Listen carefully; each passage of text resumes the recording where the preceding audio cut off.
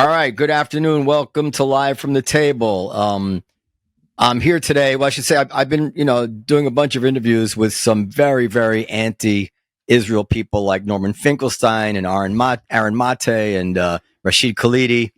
And so now I'm trying to turn my attention towards the people that I would, and you can disagree with this characterization, the people that I kind of feel are Israel uncomfortable, Israel skeptical, not at all anti-Israel, but just feel uncomfortable, I think is the word, with certain aspects of it. So let me introduce my guest. Robert Wright is the author of The Evolution of God, a finalist for the Pulitzer Prize for general nonfiction. The Moral Animal, named by the New York Times Book Review as one of the 10 best books of the year. Why Buddhism is True. I think you spoke to my friend Coleman about Buddhism. A New York Times bestseller that has been published in more than 20 languages. And Non-Zero, The Logic of Human Destiny. His awards include the National Magazine Award for Essay and Criticism. He has taught in the psychology department at Penn and the religion department at Princeton, and was visiting professor of science and religion at Union Theological Seminary from 2015 to 2018. He publishes the Non-Zero newsletter and hosts the Non-Zero podcast. Before we get into it, welcome, sir. Before we get into it, just from reading his bio, where did you come from to what's your background to have all these accomplishments? Do you come from an elite background, or? I wouldn't say so, no. My parents were both came from farm families in West Texas. My father then joined the Army, so I moved around a little. But I still think of my roots as being in Texas. And no, elite is not the word. I mean, my father grew up in very impoverished circumstances and tragic circumstances. My mother less so, but like he didn't have a college degree when I was born. Neither of them did. My father didn't graduate even high school. Do you think? And I have some other friends who are quite accomplished intellectually, who came from small town backgrounds, and they seem to have a little more sympathy for the Trump voter than their peers do. Do you find that? I feel that way myself. At least I feel that I understand. I find myself not demonizing Trump voters the way a lot of people who, my kind of fellow Democrat voters do. I think, it's kind of something I've spent a fair amount of time doing, trying to explain to Democrats and people in the so-called resistance that, these people are human beings who have their own issues, and they're reacting to them the way you would expect human beings to react. It's quite a serious issue, because I think the elites versus the deplorables is an issue all over the world now. It applies to Israel as well. But the way the elites, for lack of a better word, talk about the Trump voters actually just doubles the Trump voters' resolve that they're right about it all along, because nobody wants to vote for the people who look down on them, who hate them, who think that they're rubes. I mean, how could they ever vote for people who think of them that way? Yeah, we were playing into his hands from the very beginning. In fact, the predecessor to my Non-Zero newsletter was called Mindful Resistance. It was right after my book on Buddhism and mindfulness meditation came out. And I was arguing that we needed to resist Trump in a more mindful way, for starters, in the sense of like carefully considered, don't freak out, don't in ways that help him, which I think is what people spent like 4 years doing and are still doing. Yeah. I struggle with it myself. We're way off the topic, but I struggle with it myself as a business owner. I mean, I've never been a Trump supporter. I always felt that he was too erratic and unhinged. To use a Godfather analogy, he was Sonny, where Hillary was Michael. And that if we needed a president in a time of crisis that was level-headed, and that's really when you need it, he's the last person you'd want in charge. Other than that, the rest of it, I could even roll my eyes at. But for that reason, I thought it's reckless to have a guy like that in charge. However, as a small business owner, when I hear the constant aspersions and the utterly naive things that come from the left and the center left about, what it's like to run a business and how we're products of privilege, and how you can just pile more and more regulations, all of it. I'm a cliche of what you'd expect of a small business owner to say. I'm like, fuck these people. I'm not voting for them ever again, And now with this COVID relief, and they're going to give it out by race, and it's like, I'm voting for Trump, and I won't vote for him, but I definitely don't disparage the instinct, the reflex. I just hope that people are a little more, sensible about it. But the reflex is righteous as far as I'm concerned, from my point of view. I understand your perspective. If I were a small business owner, I'd be complaining more about regulation than I am. But yeah, it's grim. It's grim. I just can't. I don't see a happy outcome here. I'm not enthusiastic about Biden at his age, and well, with a foreign policy record that I'm maybe less enthusiastic about than you are. Taking the helm for another 4 years, and Trump, I guess, scares me more because I think this time around he'll know what he's doing, and he's a lame duck. He doesn't have to worry about running for re-election. He won't care in that sense, right? Yeah. But we'll leave Trump alone. I do feel that at his heart, the guy doesn't want to become. And this might be a failure of my imagination, to become a dictator. I don't think he has plans on trying to stay past 4 years. I think that he just couldn't stand to lose, and he was ready to cheat to stay. I don't think he's. I think he's a patriot in his own way, and I think his instincts, policy-wise, are actually pretty moderate as long as they don't touch on his ego and his, vision of himself on Mount Rushmore. Then he becomes monstrous. But so long as we don't have a crisis in this country, I think we'll survive. Knock on wood. I'm not eager to roll the dice, but I think we're going to. And I kind of think we already have a crisis. I mean, the country's just more divided. I'm old enough to remember the Vietnam days. I mean, I was a kid, but I remember them. And this seems to me kind of more alarming.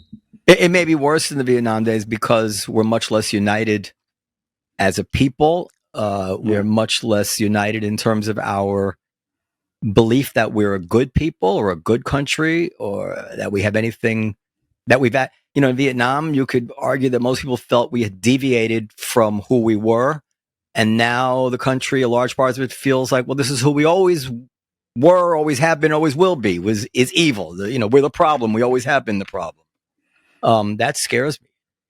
Well, actually, I think to some extent we have been the problem in the world. That's another place where we may disagree. But the extent of the kind of tribal division in the country between red and blue scares me. You think we've been the problem of the world always, or since the Cold War, or since the? Not quite. I actually thought the first Bush administration was not bad on foreign policy. Was in many ways very constructive, and I think the trouble kind of starts with Clinton and intensifies with the second Bush. Yeah, but history's been very kind to George Bush Sr., I think. I mean, people forget, but he actually took the United Nations seriously. The Persian Gulf War, he went to the UN Security Council, got permission to conduct the war. And it was a classic case where the UN would authorize it because Saddam Hussein had committed transborder aggression. He had invaded a country. It was a legal war that he launched, unlike the one his son launched in Iraq. Legal in terms of international law, I mean. He had been ambassador to the UN. So he took all that stuff seriously. And I personally think that if we had continued to kind of respect international law and cultivate respect for it to the extent that he did, not that his record is completely unblemished, but I think we could be in a much different world. I really do. Maybe it's naive, but I would say that my only question would be, what if the UN hadn't backed the war? What if it had been vetoed? Would we expect then him to have allowed Saddam Hussein to take Kuwait? He might have, but he recognized that we were at a time in history when he actually could get unity around that. And I think he could have built on that and made it like a norm, like we really don't put up with transborder aggression. And look, if his son had respected the fact that he couldn't get Security Council permission and not invaded Iraq, I think we'd be in a much better world. So, well, in retrospect, for sure, right? Yeah. Well, and maybe, I mean, I don't know, and I tend to think you're right. I'm just always in the back of my mind is, well, we don't actually know the counterfactual. And one observation I've had over the years is that when you're dealing with these, for lack of a better term, evil actors like Hamas, like Saddam Hussein, like whomever, dictators, every policy, Iran, every policy ends up looking like it was the wrong choice. So then you always imagine if you only done it the other way, it would have turned out better. But maybe that would have turned out just as bad or worse because you're dealing with really bad actors whose intentions are inimical to the world's interests. And Saddam Hussein was going to try to develop weapons of mass destruction, was going to try to get nuclear weapons, was going to be impossible to handle until he left the world stage, right? So, and then there's the question of the execution of the Gulf War, which Fred Kaplan has written about it. I asked him one time, is it the idea or was the execution horrible? And he said, well, I'm not ready to endorse the idea, but the execution was absolutely horrible. Whatever. Yeah, I'm guessing you don't want to totally relitigate that thing. No, I don't. So I'll not say the several things I might say. You can bullet point it if you want, then I won't respond. Well, I mean, remember, as far as weapons of mass destruction, UN weapons inspectors were in Iraq and had been allowed to look at every facility they asked to look in and had not found anything. And those were the very facilities that the U.S. intelligence service believed the weapons were in. Oh, he didn't have them. He didn't have them, right, for sure. And we had to kick the inspectors out so we could invade. Okay. So we could invade and look for the weapons that they had been unable to find, even given the intelligence that we thought gave us confidence. Now that's flat out crazy, right? Yeah. No, I didn't mean to say that I thought he had them. I meant to say that once all the sanctions and all the strings that were holding him down had dissipated, which they were on their way, inevitably would have, then he would have, I think, begun his goal of trying to dominate the Middle East through through a nuclear or whatever. Who knows? I'm saying you just don't know the counterfactual. That was really my only point. It could be right. I'm not trying to defend it. I know Hitchens would defend it. Okay, Israel. So let's start with the issue of the day. Do you think it's genocide what Israel is doing? I've always used that term very conservatively and narrowly. So I mean, Holocaust, Cambodia, and so on. So I have not thrown it around loosely, and I'm still not throwing it around loosely. I will say it has come to be defined, it seems to me, it's come to be used much more broadly than it was used in the immediate aftermath of World War II. To some extent, even in international law circles, I think, certainly by kind of lay people. And, so by by the standards of that usage, yeah, it's a good question, right? But I just personally am very careful about using the word. Yeah, well, I'm with you, but I think I might go further than you. So let me give you an analogy. I don't tend to use the word racism for anything unless it has the element of hatred in it. So people can say affirmative action, blah, blah, blah. Well, I could be against affirmative action. I can think it's illegal, whatever. I'm not going to call it racism because it doesn't have what I think is a necessary element of hatred. And you need a word to describe racial hate.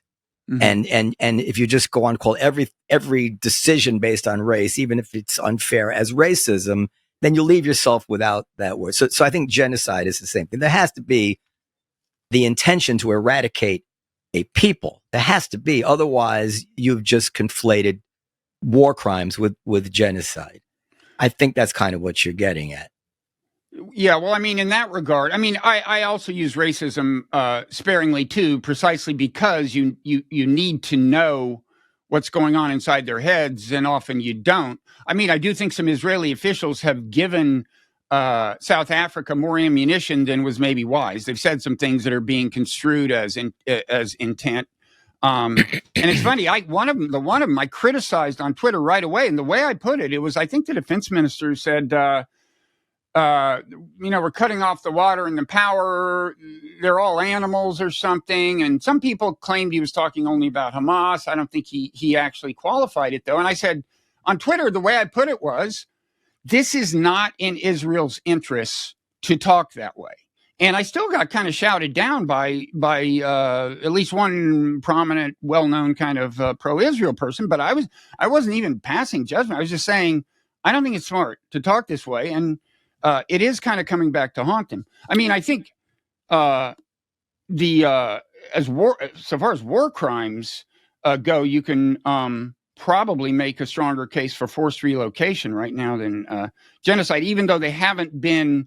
Forced relocation being the legal term for what's called ethnic cleansing. I mean, even though they haven't been pushed beyond the bounds of Gaza, there are people who think that even the degree of relocation we've seen is a violation of international law. Yeah, so I actually tend to agree with you. Well, just to set the record straight, as far as I know the record, Gallant one time said we're fighting animals, and another time human animals, and another time said we're fighting human animals, Hamas. Now, the second time might have been due to the fact that he got criticized the first time. And I think that if we were to look at the rageful statements after 9/11 or after Pearl Harbor or after any, attack of this nature, you're going to hear people say terrible things. Of course, the actions are the best evidence of whether this was a policy. But having said all that, I feel exactly the same way as you. I felt on like October 9th, I said that, we're about to see, I told you there was all this kind of false hope by Jews that the world was taking Israel's side. And I said, buy puts on the world support for Israel, because we're about to see daily George Floyd videos and a worldwide Black Lives Matter reaction, because obviously the retaliation was going to be horrible to look at. And in that context, you would hope that the leaders of Israel, the level-headed people, could breathe and understand not to say certain things. Yes, Netanyahu referred to Amalek.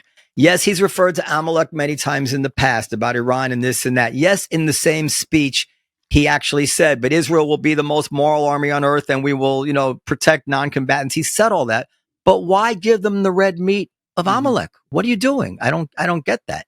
So we agree. But having said that, these statements here and there, I did some research on the Rwanda genocide. I bought on Amazon, they have like this $150 package of all the transcripts.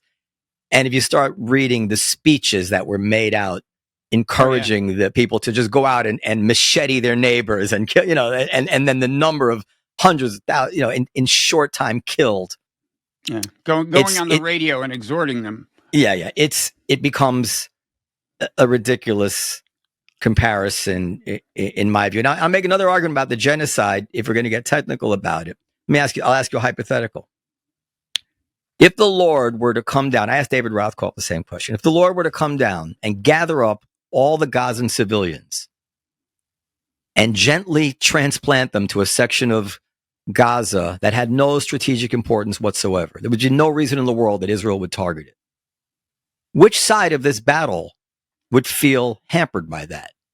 And my feeling is that Israel would then say, fantastic. It would pull out its 2,000-ton bomb and just, destroy every tunnel in Gaza. And Hamas would immediately say, oh shit, we need these civilians to be dying. This is the only reason the world is supporting us. This is our bloody arithmetic, to use the Times quote. So in a certain sense, and I have that quote here actually, that one of the criteria of genocide is deliberately inflicting on the group conditions of life calculated to bring about its physical destruction in whole or in part. Right. So if you want to start getting technical, you could say, well, Hamas is guilty of genocide here. They are purposely surrounding their civilians with their infrastructure in order to get them killed.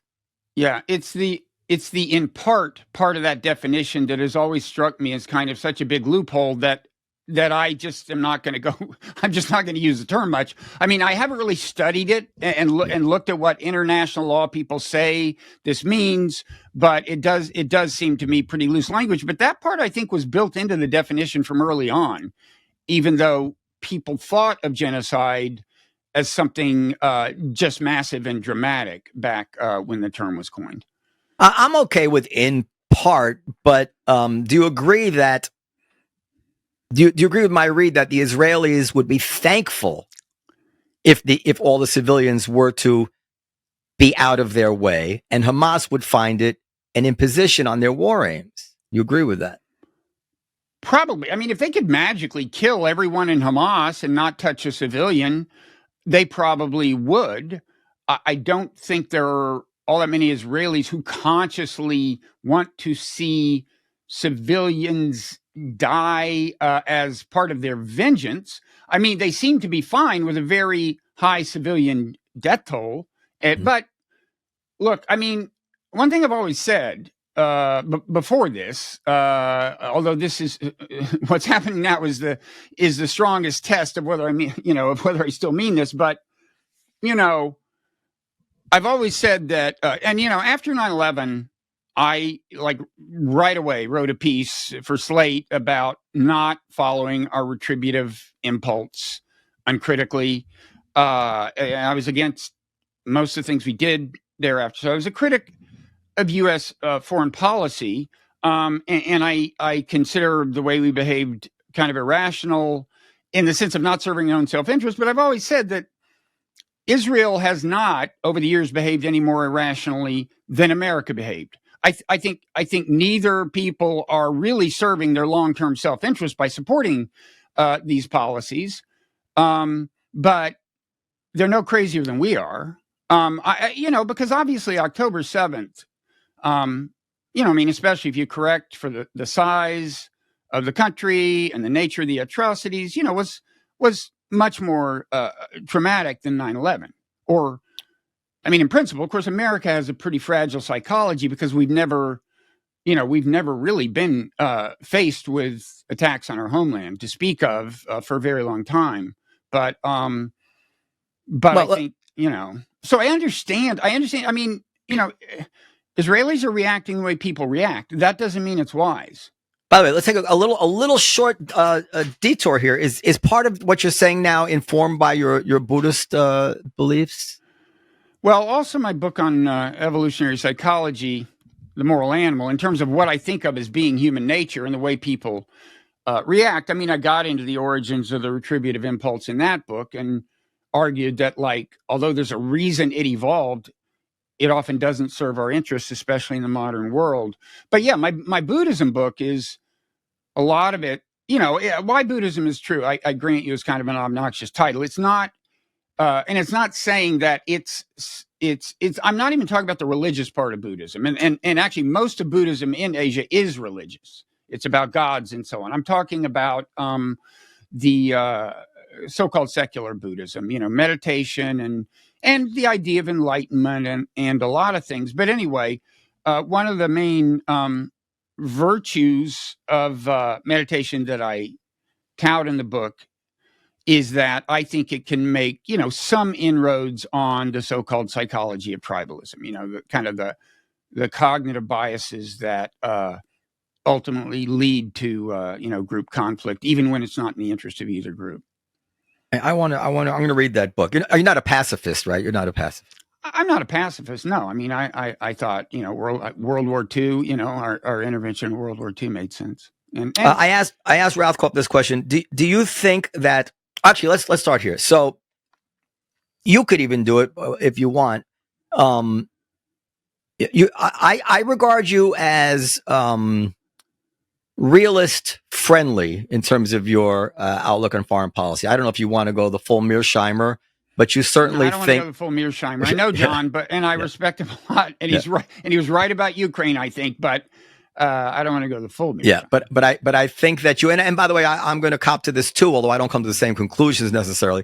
That you're an idiot if you don't respect realism, because you have to be realistic. I mean, I know it's convenient that they call their school of thought realism, but it's saying and I've had frustrating debates with people. I say, yeah, but you have to come to grips with what's actually going to happen, what the real reactions are going to be. You have to drive defensively. It's not enough to say I have the right of way. You have to understand, but people. So I know that you're sympathetic to some of the same things I am. So I think it's very, very important, and it's not done often enough, to set up the risk board, the game, the game of risk, as it were, of what the threats to Israel look like right now. I'll give you the chance to do it from your point of view, because it might be interesting to see how you see it, and then I can add to it. Well, I think a big long-term risk that Israel is making worse right now is creating a ton of people in Gaza whose close relatives or friends have been killed or maimed by Israel.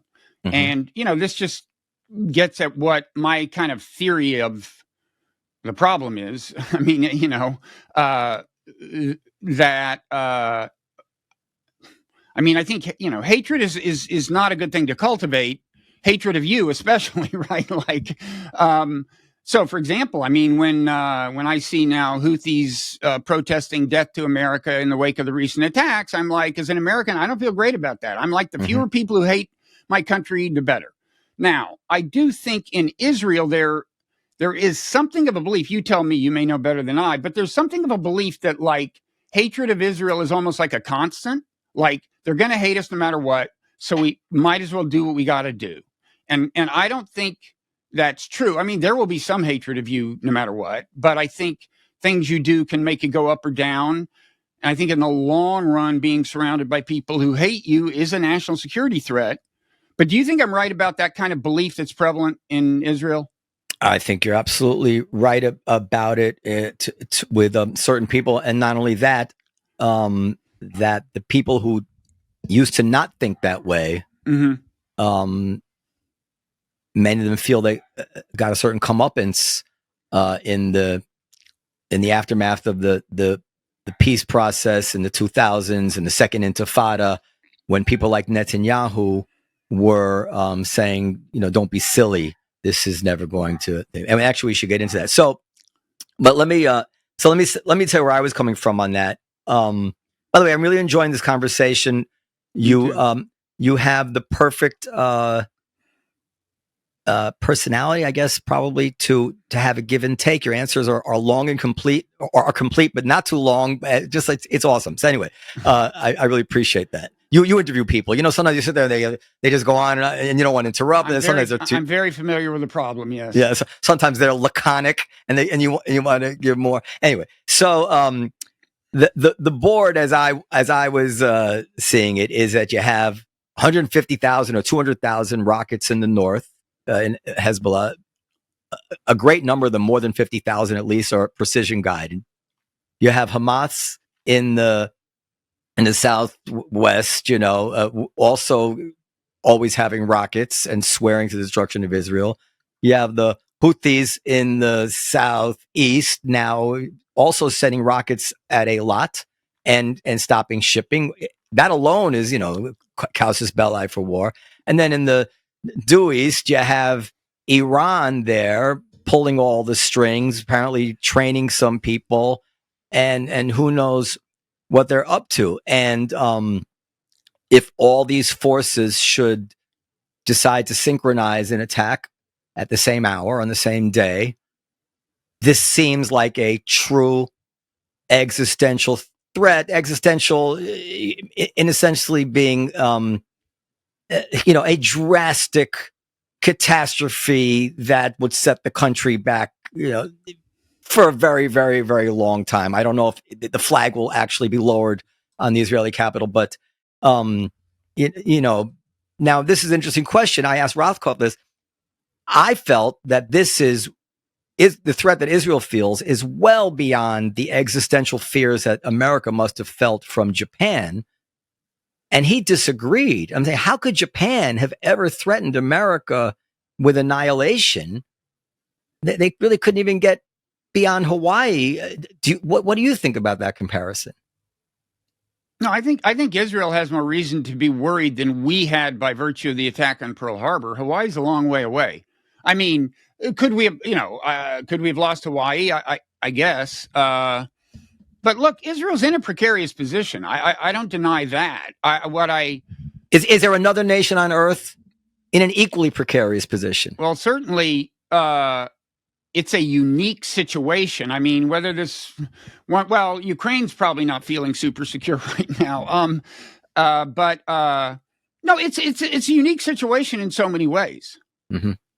So this gets back to the realists. So what the realists do, or like Mearsheimer really gets my goat, because I saw an interview with him where, and I could be being totally unfair to him, and I'd love to have him on the show, but I'm just gonna say how I felt about it. But again, it could be totally unfair to him. With a half smile, he was discussing how the fact that apparently some number of Israelis were killed in the crossfire, and that there may have been an order for Israel to open fire on the terrorists, even at the risk of killing the civilians hostages, the so-called Hannibal directive, but he didn't describe it that way. He described it as a directive to kill the Israeli hostages directly. And then his questioner asked him, "Isn't that murder?" He says, "Yes, it's murder." And I just wanted to wring his neck, because obviously these are impossible questions that they grapple with. What do you do? Do you shoot them and risk killing the hostage's life, or do you let the hostages go? I mean, God forbid I should have to make those decisions. It's so easy to criticize, but to think that Israel is, again, he said it with a half smile, wants to murder its own people, that they wouldn't come to that sort of strategic, like we were gonna knock out of the air Flight 93 when it was going to hit the deserted capital. Were we going to murder those people? It was a very difficult question, right? Israel actually facing these difficult questions, and whether I would agree with that choice or don't agree, or that it morphs into something which is heartless, I don't know. But his lack of compassion for being thrown into that kind of situation, I felt gave something away about where he's coming from. But anyway, the psychology always seems to get from one point of view, and he does it with Russia and Ukraine too. Yes, the psychology is very, very important. So maybe he should also talk about what was the psychology of when you had Israeli leadership clearly in good faith, desperate to make a deal, as Barak was by every account. And I've read every word and listened to every interview on this subject, as Barak was with Arafat and as Olmert was later with Abbas, but as Barak was with Arafat. To answer that with the second Intifada, which was really a slow rolling version of October 7th, the same number of people, civilians, same atrocities. What about the psychology? How many terrorists does that create in Israel when you start blowing up their children at the time they put all the cards on the table saying, listen, we're going to give you sovereignty over the Temple Mount. We're going to give you, we're trying to do everything we can. And if you're not happy with that, give us a counteroffer. No counter. So they always only look at the psychology from one side. There is an Israeli psychology here. And I'll say one more thing after complimenting you for not talking too long. I can talk too long here. But I'll say one more thing. I value, I think, how do I put it carefully? I think we should respect the psychology of the people who were actually desperately trying to make peace, in a sense, more than we should respect the psychology of the people who have been sworn to the destruction of Jews, want every rock and tree to get up and say, there's a Jew behind me, slaughter the Jew, because that psychology may or may not create more terrorists. But they were pretty, like, maybe that goes to 11. Maybe Hamas psychology goes to 11, but they were at 10 all along. Whereas the Israeli psychology swung from a 2 all the way to wherever it is now. There was a way more margin to swing on the Israel side, but nobody talks about that. Israel's creating more terrorists. So go ahead. Comment however you want. Yeah, no, I definitely want to give you pushback on that. Yeah. Go ahead. But if I can now lower your opinion of me by giving a slightly longer answer. Please do. Because I want to kind of supplement something I just said about Israel's situation. It is kind of unique in the way it's precarious, but I want to emphasize, I don't think Hamas poses some kind of existential threat to Israel, or even really a serious national security threat. Israel was completely blindsided on October 7th. I think you'll agree, partly through, bad decisions about where the military is deployed, how the intelligence is being processed. They were completely blindsided. I will agree. And it was obviously a completely horrible thing. It was a war crime what Hamas did. But Israel, even being totally unprepared, it took about 48 hours, to clear them out of Israel. And Israel has a huge military edge over every enemy in the region. I mean, for one thing, it's got nuclear weapons. And of course, it has American support. So I think a lot of the things that Israel does that I think are not wise and reduce its national security grow out of an exaggerated sense of the threat, notwithstanding the fact that the threat is, there are real threats Israel faces that are totally unlike what America faces. In particular, just the threat of, like missiles coming in, right? And that's something Americans kind of don't know about. I grant all that, but I don't think Israel, so long as it plays its cards wisely, I don't think it faces any kind of existential threat. And when people, when I would say, fairly early after the invasion of Gaza, I started saying, I don't think this is wise. And people would say, well, what is Israel supposed to do? I'm like, what is your goal? If you just want to be a secure nation, what is the problem? This time, keep your troops on the border, right? Next time around, for starters. That's not a difficult problem, really. It is a difficult problem to keep Hamas from killing anyone. But if you're talking about an existential threat, I just don't think Israel really faces. So I wanted to emphasize that. But I also want to move to the pushback, which is this. So this is like a tactically brilliant move where I don't allow you to reply to what I just said. And no, go ahead. I'm taking notes. Go ahead. I was afraid of that. I don't, the standard story, the Palestinians have never missed an opportunity to miss an opportunity. They were offered a state and didn't want one. I contest that. Beginning with the fact that they were never offered what we think of as a state, right? We think of a sovereign state as something that, for starters, gets to control its borders, right? The state being offered the Palestinians would have left them in sole control of no borders, in the sense that, they would have all of Israel on one side, and then there's Jordan, and they would not be allowed to just police that border on their own. So there was going to be, not totally unlike Gaza in a certain sense, in the sense that Israel would have a say over everything that enters the country. In principle, I'm not saying Israel would have had as much control. It wouldn't have been quite unilateral. There would have been some kind of international arrangement. But you get control of your borders. You can control your airspace. You can build up your military as big as you want. That's what we think of as a sovereign state. The Palestinians were never offered that.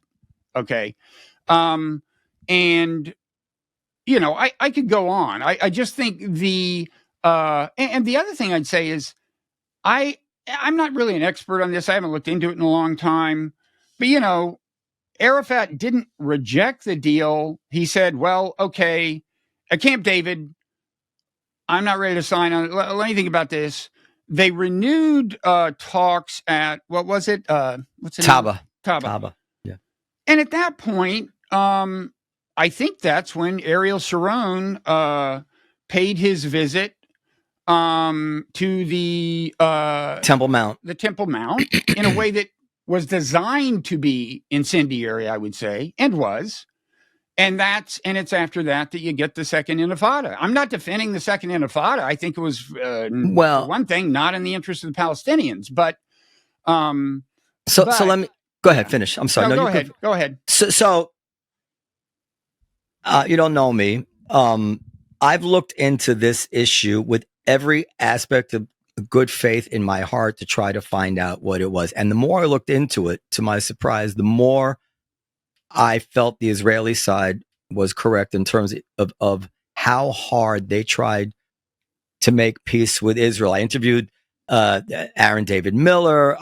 There's a letter by Nabil Amr, who was part of Arafat's team there, who excoriated Arafat for lying to Clinton, and he said, "Didn't we throw mud in Clinton's face when we could have agreed to things and we didn't?" There is supposedly intelligence has said that Arafat had planned a violent reaction all along. He kept talking about that you're going to get me killed. But I would say this, if there was some, a lot of people overlay excuses for him that never came out of his mouth. If the issue was, I want to be militarized, I can't have a state unless I can have an army, then they should have negotiated that. Okay, after 15, 20 years, obviously everybody understands the real shit, but he never did anything like that. Then later with Olmert, there was an offer and Abbas says, okay, this is a serious offer. I'll get back to you. He never gets back to him. There was even an Obama thing I found out recently where Obama had tried to get Abbas to say, and Abbas didn't even answer. Abbas didn't even answer Obama, all of which is to say that if you look at the example of Egypt, it really only takes a Palestinian or an Arabic leader to get up in front of the Israeli people and say, listen, we want peace with you. And we don't ever want another child to die. Let's sit down and let's settle this. And then they would settle it. I feel that I would stake my life on that. And let me I want to get back to the other stuff you said, but let me give you another thing I was thinking about. I'm Jewish. We have, I'm sure you know, we have all sorts of crazy fanatic Jews and their various sects, the Hasids, the this, the that. They have all these crazy beliefs. They won't respect that COVID laws, whatever. And I will not ever call anybody an anti-Semite who disparages them because it's I mean, within reason, because it speaks for itself.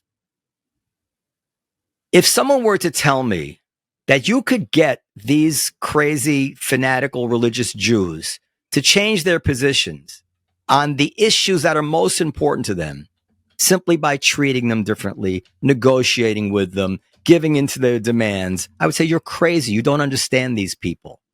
This is fundamental to who they are. They are never going to give up their notion that that Israel is holy land. They're never going to give up their notion that this or that site or that this or that the buses should run on Saturday. Whatever it is that animate, never going to give that up. I don't know to what extent every Arabic faction is the same. But groups like Hamas, they really seem to me to be the mirror image of what it is that I'm describing among my own people. And if they are, I don't see how anybody could think, oh, if only Israel would behave differently, they would give up the things that are most fundamental to them. People blame Netanyahu for propping up Hamas. But, I have a thing here. I looked it up. Did I lose it already? From 2021 in Times of Israel, describing how Bennett and Lapid increased the very policies that Netanyahu is now being blamed for. They allowed more workers from Gaza to come in. They allowed, they tried even harder to buy off Hamas because nobody had any solution to this. There's a lot of kind of things that I'm not a Netanyahu fan, but there's many things that people criticize him for that the previous administrations were no different. And not only that, it was just a year and a half ago, Lapid went before the UN and begged for a two-state solution and begged Hamas, please come to the table. All we ask is you stop our rockets. We have a plan. We'll lower the blockade. He put his heart out there and there was no interest whatsoever. So, I'm just skeptical. I think Israel should always be trying. I had said, I wish they would have offered the Palestinians 101% of the West Bank, just for the symbolic feeling of that. I don't know. Do you wish they had never started building settlements? Yes, I wish they had never started building settlements. And do you understand how, just as you say, wait, if Palestinians are serious about peace, why didn't they do this? Why did they do that? People say, wait a second, Israel, and by the way, right after the 6-Day War, they were advised, the foreign ministry asked the opinion of their head legal guy. Would it be legal to build settlements, and put, transfer civilians to them? He said, no, that would violate the Third Geneva Convention. They did it anyway. They did it relentlessly. They did it under every prime minister. and including during the Oslo Accords when there was supposedly some hope that we were going to work toward a solution. And now those settlements have made a two-state solution, in my view, almost impossible. And the more general point I'm making is that kind of, you've said like a lot of things, and it just seems to me that for everything that I understand that you focus on from your point of view, there's kind of a thing you could say from the Palestinian perspective about how Israel behaves, including the way Palestinians are treated in the West Bank and a ton of stuff. And on the issue of Hamas, they definitely, there are religious zealots in Hamas. I will say that over time, religious zeal has played a larger and larger role. I don't think it was originally a very religious conflict, but when these things go unresolved, you're kind of, the extremist religious forces get fuel. No, it's always, go ahead, finish. Sorry. Well, that's the point. And I would finally say, I mean, Hamas, I wrote a piece for my newsletter called The Truth About Hamas, where I go into the whole history of Hamas. They won that 2005 election, didn't win a majority of the vote. I think 05 or 06, didn't win a majority of the vote. But they had control of the legislative council, which meant basically running the government under the terms of governance. And we had said it's fine if Hamas runs, sure. And then they won. And we said, well, wait, we didn't say they could win. We said they run. And the U.S. Basically staged a coup. Helped start a civil war between Fatah and Hamas. And then Fatah ultimately, we tried to stage a coup. We failed to dislodge Hamas from power, but we got Egypt to send weapons to Fatah. We encouraged Fatah to fight them, and in the course of that, the Saudis, among others, tried to broker a deal in the middle of that civil war. And at that point, Hamas was saying, and they have periodically, if in the past, said very moderate sounding things. They were saying like, yeah, we could talk about two states. They were saying everything.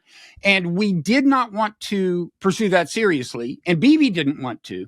By the way, I think it was more the U.S. than Bibi that wanted to start that civil war. But I think Bibi did not want to hear moderate voices in Hamas or try to cultivate them, because, as you know, his view has always been keep the Palestinians divided and you won't have to worry about a two-state solution.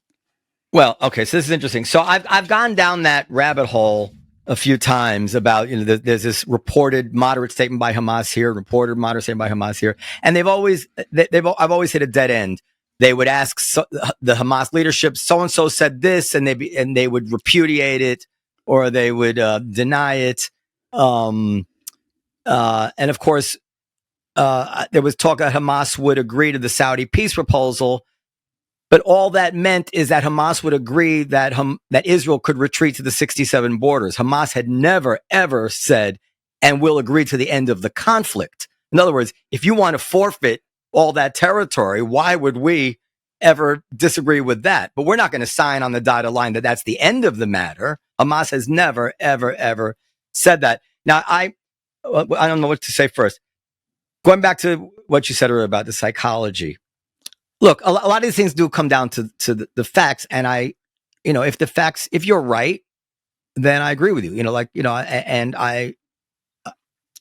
I'll say one other thing before I get to the other thing.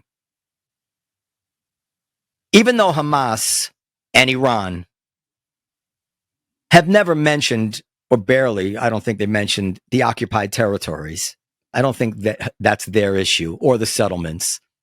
Nor were the settlements the issue that were particularly difficult at Camp David. It was other issues that Israel was going to, remove all the settlements it could, and the ones that it couldn't remove, it would swap for land. And that seems to have been, ironically, one of the more easily disposed of issues. It was right of return, end of conflict.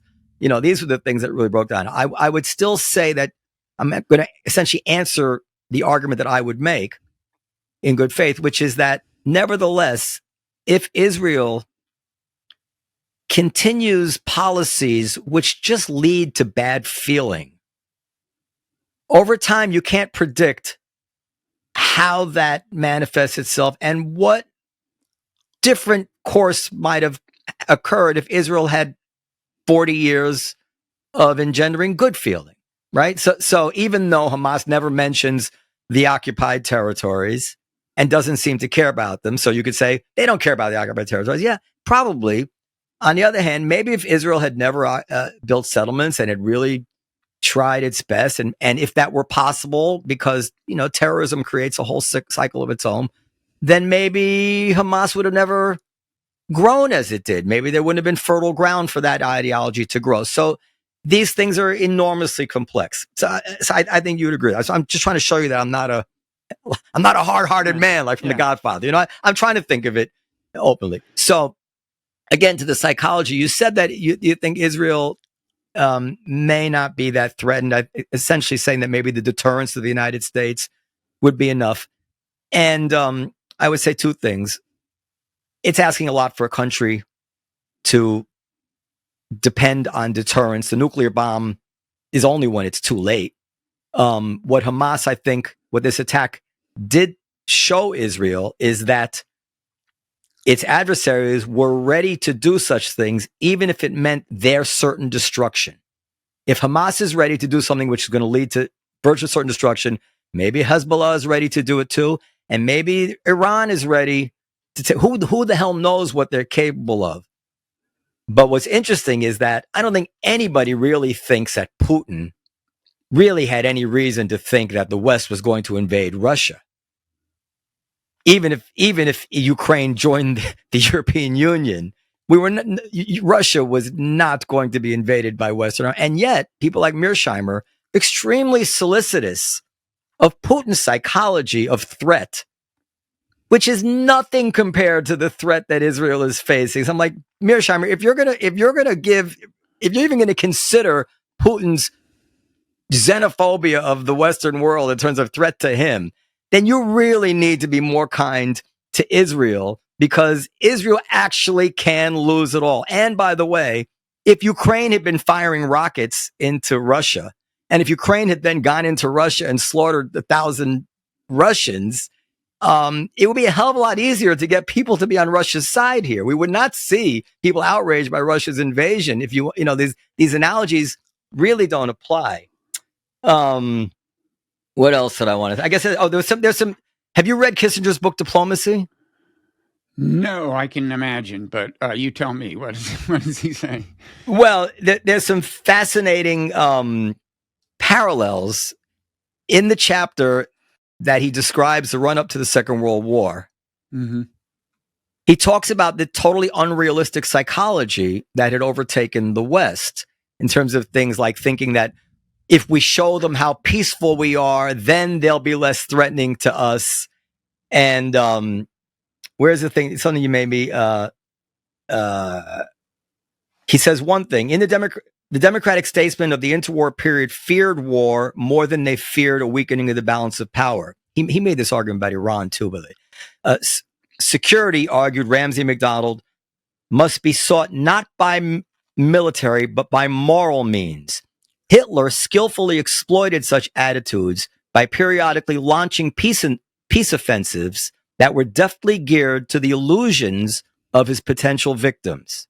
So, you can't help saying, well, if they make a little kind remark here, they make a little kind remark here.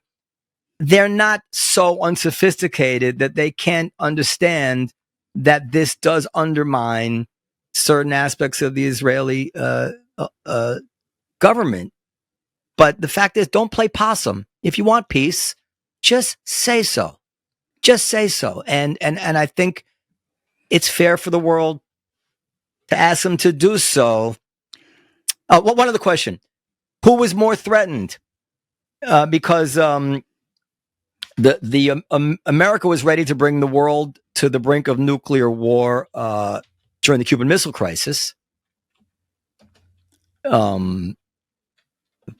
Were we more threatened than Israel was? What I'm always getting at is that I think America and most nations have acted just as strongly, if not more strongly, on threats that were much less significant than what Israel faces now, and very importantly, Mm-hmm. If you go back 10 years, the threat was much less. 10 years before that, when the first talk of getting rid of Iran's nuclear program was around, much less then. And 10 years from now, who knows what Israel's facing?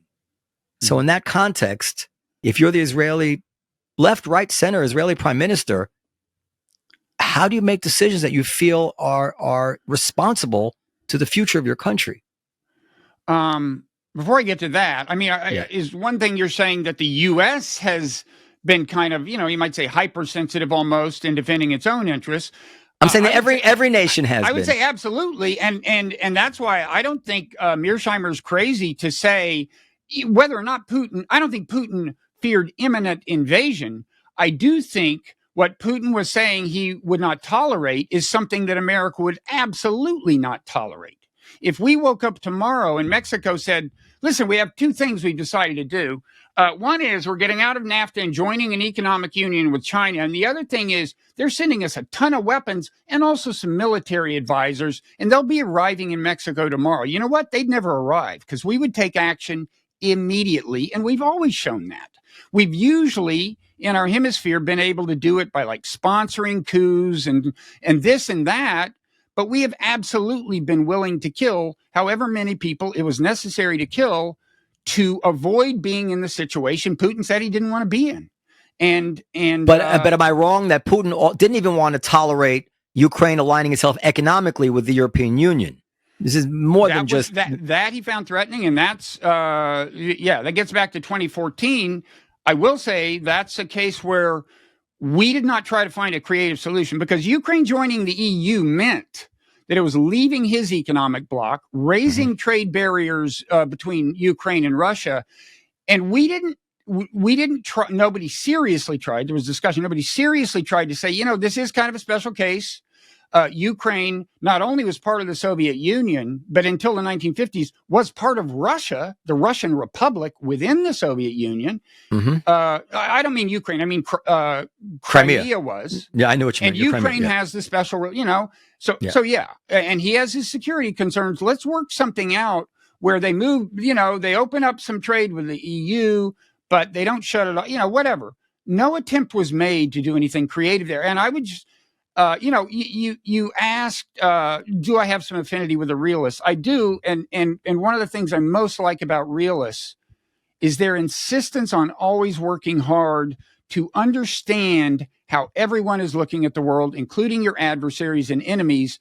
And human nature makes it hard to clearly understand what your adversaries and enemies are actually thinking because you want to just think of them as evil. And you want, think of them as just bad people. And there's a specific cognitive bias that we know about called attribution error that encourages this. You treat your friends and enemies very differently. Your friends and allies very differently from your adversaries and enemies when you think about what is motivating them. And so I just think if we had done that, I think with Russia, we failed to do it for 25 years. I personally think that Israel and the U.S. have failed to do it adequately with the Palestinians, very much as the Palestinians have failed to do it with Israel. It's just a human thing, but it leads to a lot of trouble. So I do also have respect for the realists, and as opposed to many people close to me, although I don't agree with some of Mearsheimer's conclusions, and I feel stupid saying that because I'm hardly an expert. My opinion is not that important, but I respect the questions he's asking. These are the necessary questions, and the people who kind of say, they put their hands over their ears and they don't want to even engage in this. I have little respect for those people because answer his questions. You can't just ignore them, the ostrich treatment. But I do notice that he again, I use the word solicitous. He's very solicitous of certain psychologies, but I've never heard him, again, really concern himself with the psychology of the Israeli people in the face of what has happened to them. Let me bring one other thing to it, and then we kind of got to wrap up. The Middle East has millions and millions of deaths in the last 10 years. in sectarian violence. The Sunnis kill the Shiites kill the Sunnis, the Wahhabis kill this. This is a part of the world where I don't want to be bigoted. I'm trying to be empirical here, where there's part of me that says, look,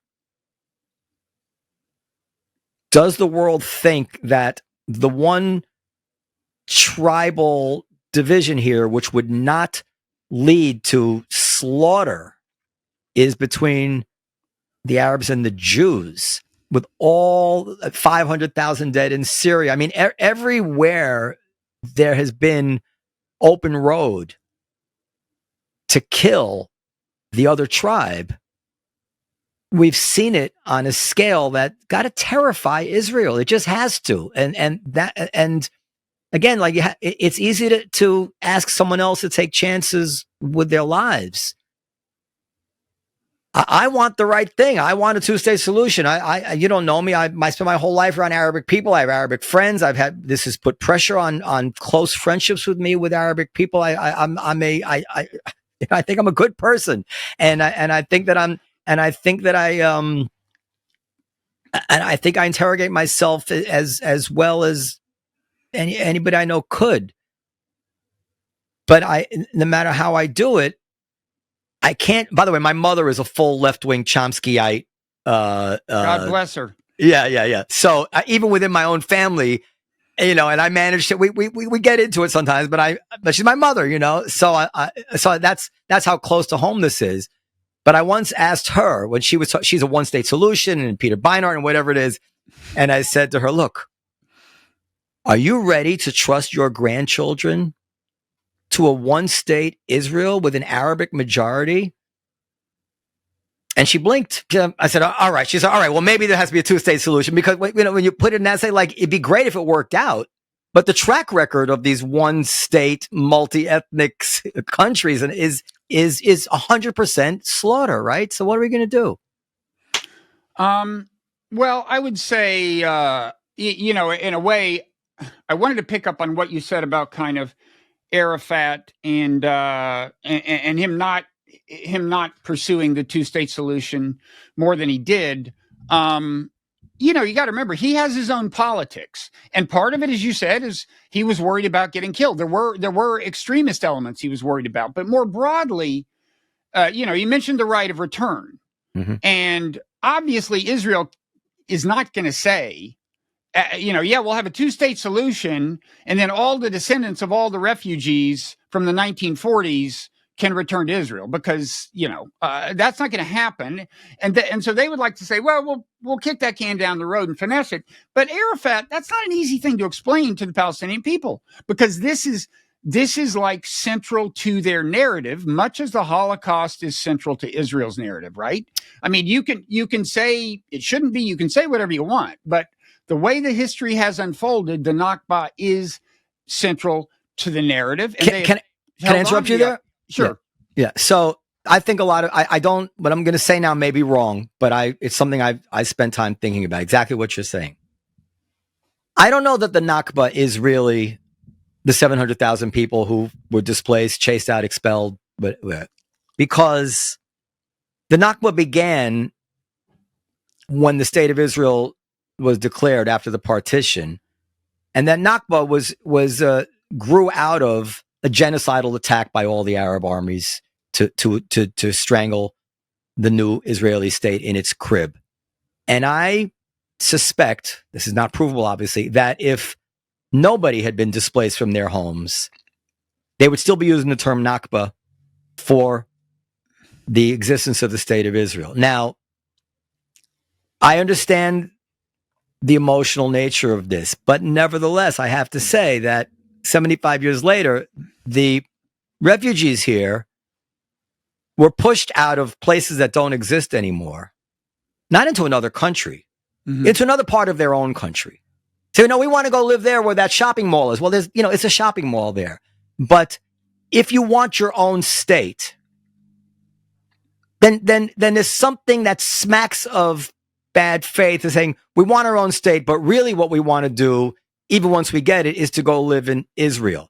They pushed them immorally. Let's just stipulate immorally although I don't think it's all immorally, but certainly some of it was done immorally, that pushed them over the line to their new state.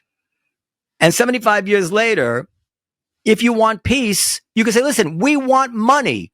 You know, in America, when you push somebody out of their home, you got to pay to build a highway. You got to pay them off. So we want to get paid for the fact that you moved us off our land. Well, that's reasonable. Let's get a fund. But the idea that no, we don't even want the money for that. And we don't even want to live in our new state. We want to live in Israel. I think at some point we have to say, listen, I think there's something else going on here. I think you don't want Israel, and you're going to lock into something which makes it impossible. I worry that's the reality. I don't know. I can't prove that. Well, I would say there is no better way to get people to hang on to the grievance that you would rather they not hang on to for them to be under occupation and be denied fundamental rights as the Palestinians are in the West Bank. We agree on that. You know, and this is, and I'm not, and I mean, as for the whole historical narrative, you know, everybody has their own starting point, as you know, and you know, you would say it starts with a genocidal attack. You know, the Arabs would say it starts with somebody trying to create a kind of ethnically privileged state in the middle of an area that only 40 years earlier had very few, you know, few people of that ethnicity. But I agree with that. That's why I said they would say the Nakba was simply the creation of Israel, not the explosion. I actually agree with what you just said. Okay. So anyway, I mean, everybody has their narrative, but anyway, and the occupation, I mean, you know, I've been to the West Bank. It really, you just can't expect, you can't expect people to let go of the narrative you'd like them to let go of. And the same in Gaza in a different way, even though technically it wasn't under occupation. And I'd say that is one reason to really wish there had been a two-state solution. And if it's still possible, and I'm not sure it is, to wish that one would happen. And I think the main reason, and this is a reason I would say Israel should have been driven less hard a bargain. You don't think they drove a very hard one? The Palestinians would disagree because remember, they're having to actually let go of the right of return. That's going to happen. So they think they're giving up a lot, not to mention borders, airspace, and so on.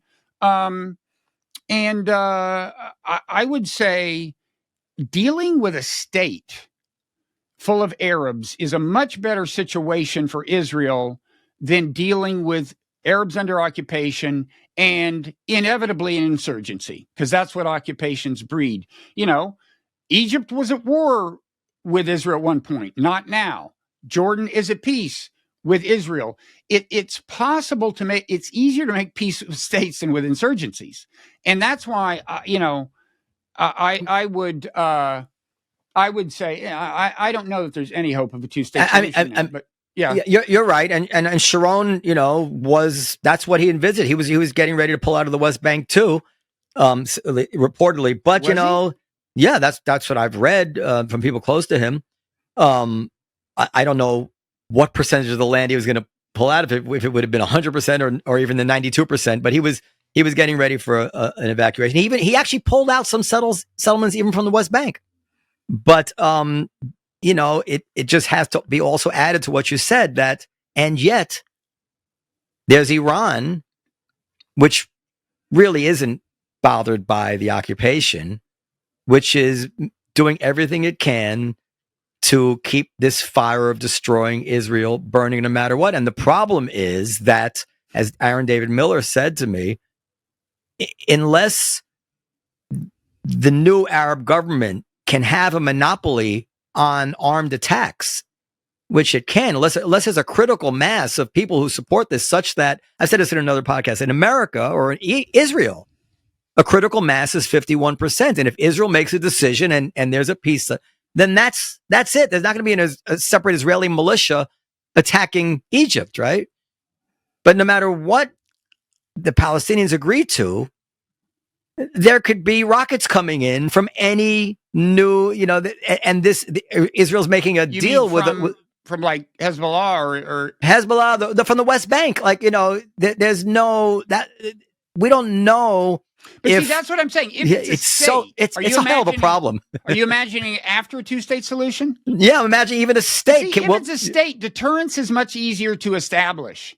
They've got like military bases. Rockets come over, you blow away the military bases. It's a much simpler thing. The whole incentive structure is different. And if it's a well-functioning state, the government actually has monopolizes violence within its territory. So you don't get these you don't have like, okay, we've got Hamas under control and all of a sudden there's Islamic Jihad. I mean, we got Fatah under control. Now there's Hamas. We got Hamas under control. Now there's Islamic Jihad. But in a well-functioning state, that doesn't happen. The government is the only thing you have to worry about. Well-functioning state. Is Lebanon a well-functioning state? Is Syria a well-functioning? Do we have well-functioning states around Israel's borders? Oh, it'll be just like Lebanon. They have monopoly. They don't have a monopoly. You know what I'm saying? Was Lebanon a better functioning state before Israel invaded it? I think yes. So. Well, but there was terrible civil wars why did Israel invade it? It wasn't functioning well enough to stop attacks coming from Lebanon. I mean, listen, we don't actually disagree on very much here. I mean, maybe you feel we disagree more than we do. I'm not sure we're entirely on the same page, but I think, I think we. I think you're people. I think because I'm very close to this, I recoil at the optimistic, it'll be okay road because we agree on that. Yeah, and you're a little bit more optimistic, and say, well, that you would. I defy you to become any more pessimistic than I am. Well, you're more optimistic, for instance, that to be a well-functioning state, and I'm saying no. I'm just saying. I think they have to assume it's not going to be well-functioning. That's they have to plan for the worst. Part of the challenge. Yeah. But I think ironically, granting the state some things Israel was reluctant to grant it. Like, you get to control your borders. You get your military in a way that makes it more likely to be well functioning because there are more grievances it can't hang on to in a way. But it's we got to go read Ben Ami's recent book. He just talks about how desperate Barak was to make a deal and how Arafat had no interest. And this you see this echoed again and again and again. I maybe he's not right. I don't know, but one way the other side deals with Ross, Indyk, Miller, Clinton. I mean, the list goes on. Benny Morris is by just saying, oh no, they're not telling the truth. But then you try to find some evidence. For a while, they said no, they offered them cantons. They don't. You notice they don't even say that anymore because that story finally fell apart. There were no cantons. It was contiguous state. But for years, they deflected this by saying, oh, they only offered discontinuous cantons. Anyway, sir. I'm very, very, very happy to meet you. I don't know if you get to New York. You're friends with Glenn Lowry, and I know that you were responsible for his podcast or the suggestion. I got it. Yeah, I took him to the world of streaming video and podcasts about 15 years ago. Yeah, and now Glenn and I are friends, and I think that Glenn has become a voice that is influential beyond maybe what you could have imagined. But God bless him. I think he's a courageous, fantastic voice out there. So I want to thank you for that and for this great conversation. And I hope we do it again. And I'd love to meet you in person sometime. I'd love to do it again. And I do get into New York every once in a while. So I hope it'll happen. Oh, I'll email you my number if I haven't already and stuff like that. Do. Robert Wright. One more time. How can people find you? On Twitter, I'm Robert Writer, WRIGHTER, and then the Non-Zero newsletter, Non-Zero podcast. Those are the main things. Okay. Good day, sir.